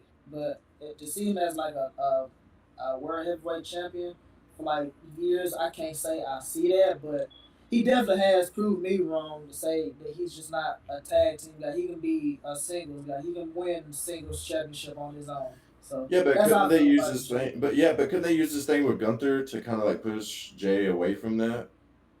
Like they could. I know you said they could have like people come in or whatever, but if the Bloodline's got shit going on with Roman, and Jay is like trying to mess around with Gunther and like trying to take his championship or try to like step up and be a contender, that could be the opportunity to build his story away from the bloodline.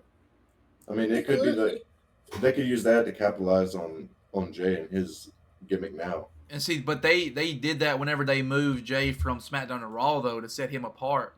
But it's just, you know, because the bloodline runs so thick, dude, he's always going to be involved in that. And, you know, it's, dude, I'm not going to lie, man. Like, it kind of makes me afraid of some of these people like Jacob Fatu and Tama Tonga and Tagaloa. Like, after this storyline's over, bro, I mean, what do they do? Like honestly, I'll be real honest with you. I'm kind of ready for the bloodline story to be over with and to move on to something fresh and new. But at the same time, it's just like, what do we do with Jacob Fatu? What do we do with the Tongans? And so, like, I feel like Solo's gonna get lost, bro. I really do. Yeah, out of everybody in the bloodline story, I think Jacob legit has the most to gain afterwards. Because you still do stuff with Jacob. Yeah. Like, you can't do nothing with Tama Tonga and what's his name unless you just gonna throw them back. Yeah, unless you just gonna throw them back into the tag team route or whatever. And Solo, I mean, Solo's just gonna have to get in where he fit in. That's the sad part to say. I know, man. Solo, he can actually like he can do some good promos and stuff every now and then. So, but I think Jacob's gonna be the one to get actually pushed to the moon after this whole bloodline story over with. I'm not gonna lie. I wouldn't be surprised if Solo drops back down to NXT, man, and becomes that street champion again, like he was before he got to the main roster. You know, because they only brought him to the main roster for the bloodline story, man. So after that's over, I mean, what do you do with him, bro? Because I mean, his whole entire family's out fighting for championships, man.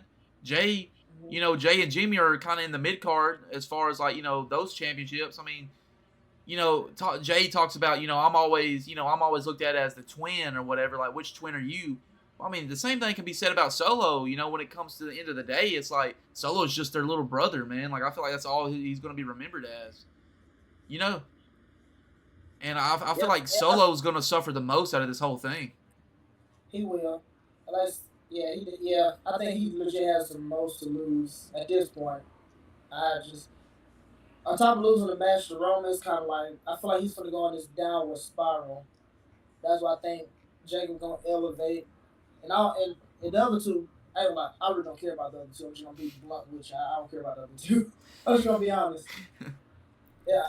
But I think Jacob... Yeah. Man, don't get me started on that. Don't get me started. Yeah. Jacob, he's gonna go up, especially in the absence of Solo. He's gonna go up more. So that's why I say his stock is gonna rise. Yeah. It's kind of sad to see what they do with Solo, but maybe they, like you said, maybe they can push him back down to NXT, let him do his thing there for a while. You never know. It's been plenty of times where main guys went back to NXT and won like the NXT title or whatever. And got better, like Finn Balor, whenever he got moved to the main roster, he went back to NXT and shined brighter, dude, than what he did on the main roster. Like, dude, it's no shame to go to NXT, bro, and kind of stake out your claim there and build your name there. You know what I mean? Absolutely. Nothing wrong with that, bro. A lot of good talent comes from NXT. And Sean cooking over there too. He's cooking in NXT. Yeah, he is, man. So we got, because of their confrontation between The Miz and Sami Zayn, jumping back into the Raw card here, you know, Sami Zayn and Miz kind of have a one-off match. I feel like, I wouldn't say that. Really just a filler, really. I mean, it kind of just was a match. I feel like nothing really special happened there other than he just beat The Miz, really. I don't feel like there was anything. Sorry, I didn't mean to cut you off, Joe. I'm sorry. No, I was just, piggybacking on what he said. It definitely was just a filler match. I feel like we could have did without or held it off like next week or something. It was just there. And I don't really, unless, I mean, a part of me would think just to fill TV time, but at the same time, you know, they don't have to go 3 hours. They went 2.5 hours last night, so I mean, they don't really have a time constraint anymore. So personally, I didn't see a direction of where the story's going, because you know they're not going to have a feud with Sami Zayn in the Final Testament. So I guess that was just something to give the fans like a good, you know, or maybe just give Sami momentum going into the Royal Rumble or something, man. That's the only way I see that's legit. Because it basically was just a match that was just there. It's like, if you want to go get you something to eat, now would be the match to do so. Yeah, Go for get real, a bathroom break, food break. Yeah. And I told Landon this when we were watching last night. Bro, I don't know what it is, bro, but The Miz, no matter how many times he has changed from a face to heel, I could never get into his character, dude. I never liked his character. I really don't, man. Like, I just never saw it, dude. I never saw what WWE saw in him. Okay, I will say this much. I didn't care for him much as a face, but as a heel, he could do some heel work. Like him and his whole thing with John Cena, I hated The Miz. I hated his face. I hated his face. I hated his voice. I hated his stupid mohawk. I did. I hated The Miz for a good while during that time period. I don't too much care for him as a face. Like him and his thing with R-Truth, it was funny. It had his moments, but him just a face, nah, he tries too hard as a face for me. You can look at somebody and be like, oh yeah, he's a heel. You know what I'm saying? Yeah. You can look at certain wrestlers and be like, okay, he was born to be a heel and nothing else. Right. That's how I feel about The Miz. Yeah, man, it's I wish they had put him in something like cool to maybe draw interest to his character, man, but they really ain't been doing much with him, dude. And it just sucks.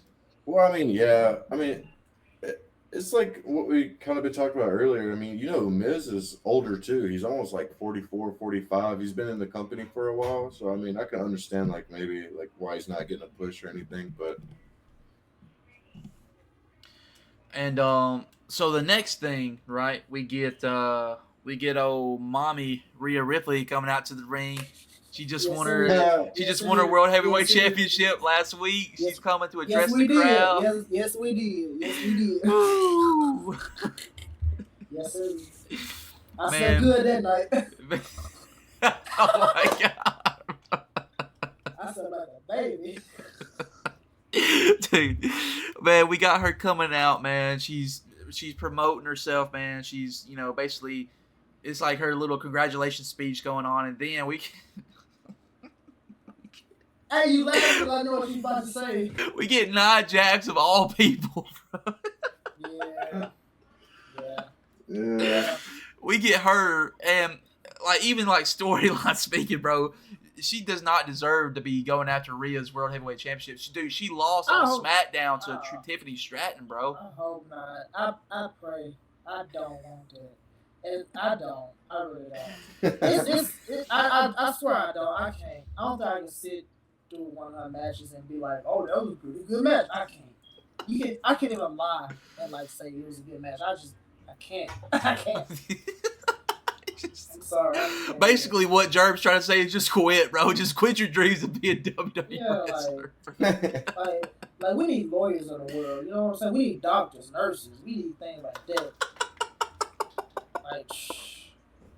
Personal trainer would be nice. It's like, yeah, you're not cut as a wrestler, man. Like, dude, literally anything else you could be. Oh my god, that's Jerm's way of saying it, in the nicest way he knows how. Like, yeah, you could be a doctor, a lawyer. Like the educational system could be better right now. You know what I'm saying? I just feel like you'd be a great math teacher. You feel me? Oh man, yeah, man, we got Indeed is free, Yeah. Indeed is free. I promise it is. And you can use my account.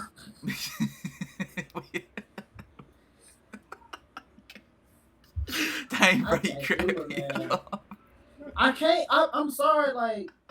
Sorry, not sorry, but jeez, if I don't know, listening to her talk is one thing, watching her wrestle is another thing. You just one bad mix-up from putting somebody on the shelf for months, dude. Don't hold back, bro. Tell them how you feel. No, man, I want because I want to make sure this video get to YouTube.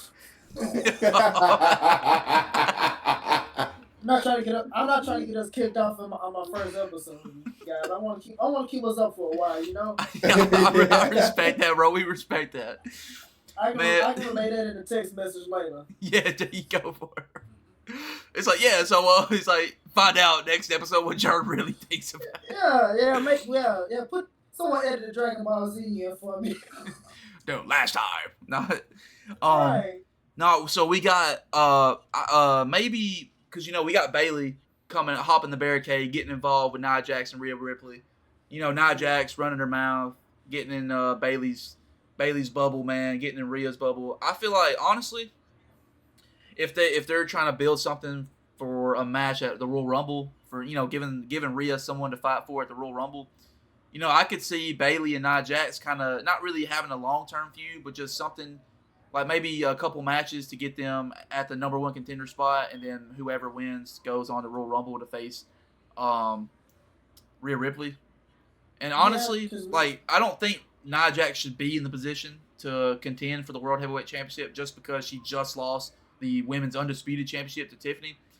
But at the same time, I really don't want Bailey to beat her, and then Bailey go on to the Rumble and fight Rhea and lose. You know what I'm saying?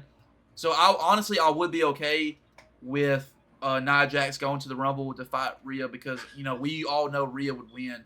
I just want them to save a match like that for someone who's actually going to beat Rhea. And I feel like Bailey does have that potential. Yeah, I think right now with WWE being in this God, I forgot what they call it. I'm just like transfer period because I forgot the actual term where you can go from show to show or whatever. I'll figure it out later. But yeah, I feel like now we're in that time period, so she feels like she can just because she lost against Tiff, she can go for the other title. But it's like that's Rhea Ripley we're talking about now. Let's not get ahead of ourselves now. Yeah. Let's not get hasty. Yeah. But I feel like if she's wants to go after Rhea, she's gonna have to win the Rumble. That's just how I feel about it. Because I feel like her and Bella, they both gonna be in the Rumble, and whoever else is there. Because I just want to throw this out here. Somebody got re-signed to a contract, and then you know how I feel about this certain wrestler, Robbie. But you know how I feel about her. But I don't want her to come back and just be thrown into the main event spot and been gone so long. Yeah. I don't. Well, actually, both of them might come back at the Rumble, honestly. I don't want Becky to come back and go straight to the top. I can't. If I see it, I'm gonna be mad. Yeah.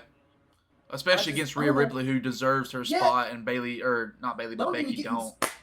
Don't even get me started. You know how happy I was when Rhea beat Becky at Mania? Oh my God, I was jumping for joy at work. Right. Yeah. I got my PhD when it comes to hating. And I hate Becky. Like, I don't hate her. I love her. I hate her. I know that's bad to say. Get her off my TV. She began pushed so crazy, like let's be for real.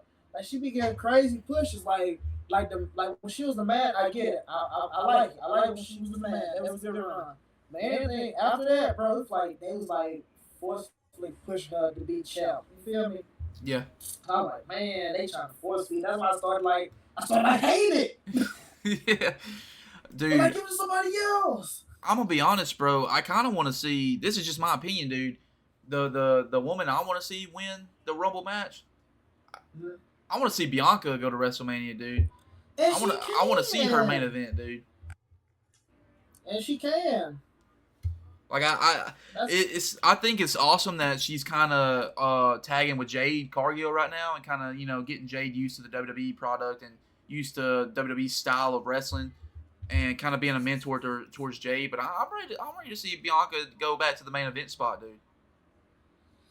I respect that. I feel that too. Yeah. She can main event a Mania. The EST. I don't see why they haven't done it already, but she can definitely main event. Ooh, could you imagine her and Rhea? Oh my goodness. Yeah. That'd be a banger of a match. Dude, I hope that's what they do this year. I'd love to see it, man. Too. Now thinking about it, I hope they do too. That'd be awesome. And that kind of leaves out, and that legit leaves an open field for anybody to go at Tiffany. Yeah, for sure. I mean, if Becky wants to put Tiffany over, have Becky and Tiffany, and have Tiffany go over Becky. Don't even get me started. No, but on the storyline though, I can see that because Tiff did beat Becky to get the NXT Women's title back, so I can see that panning out and being a story. So I can't say it wouldn't work out because it would, but it's Tiffy time, dog. Yeah, I agree with that 100%. Tiffy time. It's Tiffy time. It's all I gotta say. It's Tiffy time. All right, so we're getting to the closing moments of the episode, guys. For all those who have made it this far, we appreciate you stopping by and checking out the video. If you are not subscribed to the channel, go and do that. Like the video and comment. So the main event, guys, we got a street fight between Damian Priest and Finn Balor. Oh, that was wicked. That shit was wicked. That was a heat main event. I got a rant so bad. I'm gonna let you finish though. No, go. I want to hear what you got to say, man. Go ahead. Oh my God! Why they do my boy Phil like this? Beat the hell out of him. Oh my God! Oh man! Oh, bro, as of right now, it's a sad time to be a Finn Balor fan, though. I feel like they just do my boy Finn so dirty right now, bro. It's like first he loses the tag titles, now he's just getting beat by Damian Priest and wherever else, bro. Like, oh my God. Yo, we gotta remember this is our very first Universal Champion, and he not getting treated like it. He's getting treated like a mid-carder. I hate it because he's so talented, dog. Yeah, 2016. He didn't do no wrong. Won the Universal title. Vince was like, got injured. Nah, we ain't gonna use him no more. He's broken. Bro, like he can even bro. The physical injuries they can repair themselves, dog. But the mental, man, he can't repair that. It's like ever since he got hurt, bro, he has not been able to bounce back in any way, shape, or form. Even if when he does get close, he gets screwed out of it. It's like, dog, it's a sad time to be a Finn Balor fan right now. Yeah, That's dude. crazy. It's he hasn't even won a singles match since being a part of the Judgment Day, has he? In a long time. No, not even one. Anything he's won has been a multi-person. Like nothing single. Like nothing. Like it's a sad time, dog. I wouldn't have minded, I wouldn't have minded Finn Balor being the one to take the World Heavyweight Championship off of Damian Priest, and not giving it to Gunther, but giving it to Finn, and then later on down the line have Gunther beat Finn for it. But they didn't go that route, man, and Finn Balor's just kind of been, in the background of everybody. I'm not gonna lie to you. I'm gonna say this point. I feel like, unfortunately, without them holding any gold, the Judgment Day just gonna get lost in the sauce. They gonna get lost in the sauce, dog. Like, I feel like we won't even have a complete breakup. They'll just fade. Like they'll just stop appearing on television as much, Like, let's look at all the moving pieces right now. Let's move on. Let's look at the pieces. Liv gonna stay in a title hunt shape or way form. You got Raquel. She gonna do her matches every now and then. Let's see. You got left Dom, Finn, Carlito, and JD. Let's go on. Speak on the elephant in the room. Dom. Let's be for real. I'm a Dom guy. Like, stick with me now.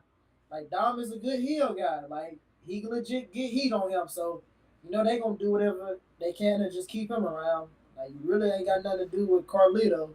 Like, he was just thrown in a Judgment Day just for collateral. Cause that's what he's just collateral. Let's just be honest. Yeah. Love Carlito, but he's just collateral. He's just the first person to get knocked out.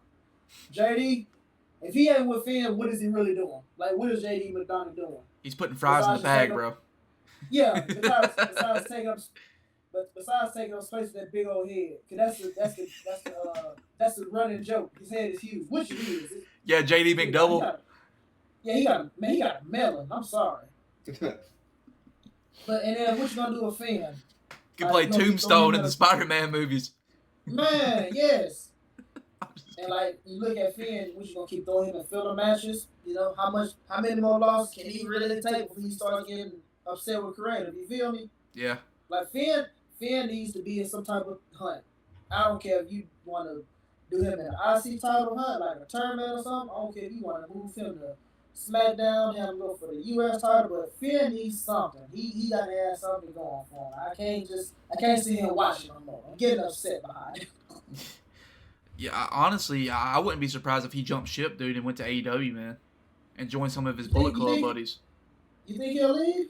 I really do, man. They haven't really done anything with him, and I can only imagine, because they're like, yeah, sure, you can sit there and get paid all day long, but if you have a job as a wrestler and you love wrestling and want to be in something important, dude, and the company you're working for is not giving it to you, well, I mean, what else is there left for you to do besides to go somewhere else where you may have a decent run at something? Yeah. I wouldn't jump ship to AEW right now because they're not doing good with their storylines, and Tony Khan doesn't know what he's doing anymore. But I mean, that's really the only thing. I don't want to jump ship, but I'll go to TNA before I go to AEW. But yeah, I mean, Dolph Ziggler's in TNA as the World Heavyweight Champion right now. Exactly. Hey, I don't know if it was a little rumor or something, a little tease or something. He said he wouldn't mind going to the Rumble. Them and WWE got some kind of backdoor deal going on where they using some TNA wrestlers in the Rumble. Yeah, they did last year. Yeah. What was her name? I can't think of her name, but she was in the women's Rumble. She was Jordan Grace, wasn't it? Yep, she was a women's champion at the time, and she showed up in the Rumble. So they kind of got that backdoor thing going on right now. So I wouldn't mind seeing Dolph back in WWE just for that night, even though his name gonna be Nick Nemeth, but it's still Dolph. Yeah, and it's crazy you say that because Jeff Hardy and Matt Hardy's in TNA now, so I mean, they could be in the Rumble too if they wanted to be, if they WWE wanted crazy. to be. Yeah. Somebody did ask them. Did they want their last match to be in WWE? They said yeah. So that'd be pretty wild, man. Yeah. But yeah, this main event match, man, they took it outside pretty early. I mean, I guess that goes along with the street fight, but Damian and Finn fighting up to the crowd, man, and then you get that spot where Damian Priest performs the broken arrow onto those two tables off the balcony. That looked brutal. Yeah, that shit was wicked. They went to a commercial break and they come back. Finn's in a stretcher, bro. Like it's so funny. Landon was like, dude, he looked like he actually got injured. Or like, Landon was like, dude, what if he got seriously injured? He's like, we're laughing about it, but what if he actually got hurt? And commercial break ends, he's in a stretcher. How crazy it would be. And then we got him in a stretcher, dude. Hey, I was just like, y'all, because at first I was like, dang. And then just having to come back on camera, he's already laid out on the show. Like, oh my. Michael Cole's like, we got a situation here. Finn Balor, we don't know the state of condition Finn Balor's in. And I was like, there's no way that they're going to end the match like that. Damian Priest's like, nah. Damian Priest goes up there and just starts to whoop it over while he's on the stretcher too. Dude, that man wanted to end that, dude. And then he rolls the car, he rolls the stretcher all the way down. The thing hits the ring, rolls Finn into the ring. Yeah, that shit was actually kind of smooth the way he did that shit. He just threw it and rolled him in there. That shit was pretty smooth. You know how many? Hey, I would like to think they did it with one take, but you know how many times they had to practice that? It had been a bunch of times they had to practice getting that small spot out for him to roll in. I just know they had to practice that a good few times. Dude, I'm not gonna lie, man. Damian Priest probably has one of the coolest finishers that I personally like. The South of Heaven. Yeah, I was just about to say it's got a good finisher name too. Yeah, dude, it's like a choke slam kind of. It's pretty much a choke slam, and it's so clean, dude. It is. Like the one he performed on Drew McIntyre at WrestleMania 40 to win the world title. Mm-hmm. So clean, bro. And I think this match kind of ends. I hope that they put Finn Balor and Damian Priest to the back now. They've had whatever feud they had there. I feel like it's kind of over after the street fight, and I feel like they pushed Damian Priest maybe to more something in the main event level. Like we were talking about, where does Finn Balor go from here? He lost again, so it's like, what are we doing with him unless they trade him off to SmackDown and kind of maybe trade him off to SmackDown and kind of get him doing his own thing as a solo. Well, let me see. If I'm correct, I think the draft is the first Monday or the second Monday after WrestleMania. So the draft ain't too far from WrestleMania. So if they want to go ahead and move to SmackDown, that's their little time period they do. They can draft him over there. But I think for the sake of him, just draft him by himself. Don't even take the whole Judgment Day with you. Just let him be. Let everybody do their separate things. Let him work up that Prince gimmick again, man. Let him start going bring over. Bring back the demon. Bring back the demon. Yeah, the That's Demon my King. Yeah, Man, bring the demon back. that'd be That's what we sick, really man. talk about. But I don't know if you remember, but early off in Roman Reigns' Tribal Chief Room, he was a champ, and him and Finn had that match. And it was Extreme Rules. Yeah. And freaking the Demon's heart started beating in the arena. And he had got up. I ain't lying. That was pretty dope to me. It was dope. Yeah, Landon, dude. Whenever they like Jeremy was saying, whenever they're fighting, Finn Balor's on the outside laying down, and then like all of a sudden we get the red lighting around the arena, and you hear dun dun dun dun like a heartbeat, and every time it thumped, like his body would like convulse, and then like he just like hops up, and like what? The Demon King's rejuvenated. What? That's fucking dope. It was, man. I gotta find that clip and show y'all, dude. And then it was like pretty dope. everybody started making a meme out of that match because Finn Balor goes to the turnbuckle to do a coup de grace, and the ring ropes break, and he falls, and Roman Reigns puts him in the guillotine, and he passes out, so Roman wins. But people are like, who messed with the rope? But then it's like, yeah, John Cena cut the rope while he was climbing to the top, because you can't see John Cena, so it's like John Cena was responsible. Hey, that's how I knew from early on. I was like, "Yup, this is gonna be a long reign." I like Roman's not gonna lose his title no time soon. Like it sucks. It had to be Finn to prove that point, dude. It always had to be Finn. On that topic of just matches from the freaking Roman era, dude. I don't know if since Landon just get into it, bro. You got to show him the Hell in a Cell match with Roman versus Jey in the Hell in a Cell, dog. You got to show him that. Yeah, I think I did. I think he's seen it because that's the one where. Remember, Landon, whenever Jimmy's like, "Come on, Roman, this your cousin, man. With this Oh our family." Yeah. He's like, whatever you going through, we can help, man. It ain't gonna be like this. And Roman's like, I don't know what I'm doing anymore. When I say this, look at me when I say this. When I say peak, that was cinema. Dude, that was awesome.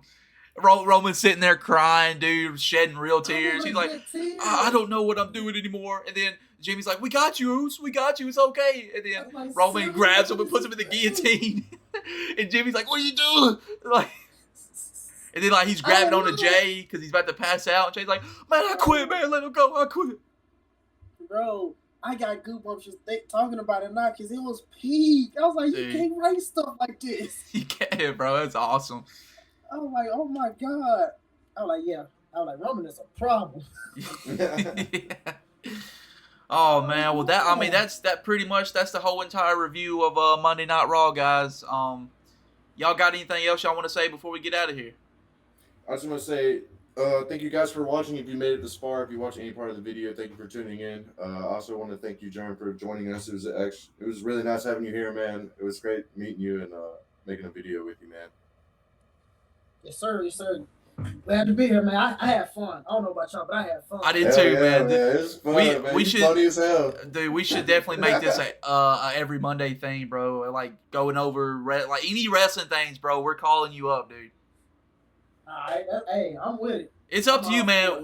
Me and Landon are down, bro. If I get this is Tuesday when we're recording this, so every Tuesday, I guess when we watch that Monday Night Raw and we do a review on Tuesday, man. You're welcome, bro. This is all up to you, man. Oh yeah, 100%. They say as long as my schedule meets up to it from work, hey, I got y'all. I'll be in. Bad, man. And me and Landon talked about, on our channel we have a podcast. Cause you got the playlist tab, you got the podcast tab. We got we're doing a thing with our WWE reviews. So we're doing a Road to WrestleMania 41. So we're covering everything from now until that WrestleMania 41 this year. So that includes like the Raw reviews. We probably won't get into SmackDown, honestly, but we'll stick mostly to the A show, Raw, and then we'll do the Elimination Chamber review, the Royal Rumble review, up to WrestleMania. And then after that, it'd be good for some of the PLEs too, since it's on Saturdays or whatnot. And I'm off every other Saturday, so we can do something like either early that day or like as soon as it goes off, we can do something. Then it don't matter, whichever's better with y'all schedule. Oh yeah, man, that's nice. Yeah, man, we'll figure something out. So yeah, guys, if you've missed episode 1 of the podcast, it is up on the channel. Go and check that out. We appreciate all the love and support. January the 6th, 2025's episode of Raw is up on the channel as well, and this is the January the 13th episode. So check this out whenever it is going to be up on YouTube. And with all that being said, guys, we're going to get out of here. We appreciate the support. I want to once again, Landon Dunn. I want to welcome Germ to the World's Finest podcast, man. Hopefully, a reoccurring guest every Monday when we do a review on Raw and the pay-per-views as well, though PLEs, whatever they call them nowadays. Man, PLE pay-per-view. Yes, I always call pay-per-view, man. Yes, sir. But anyway, guys, like the video, subscribe, comment down below what your thoughts of with this review show, and just let us know what we can continue to do to grow this channel, man. And we're getting out of here. Peace out, guys. Peace. Peace.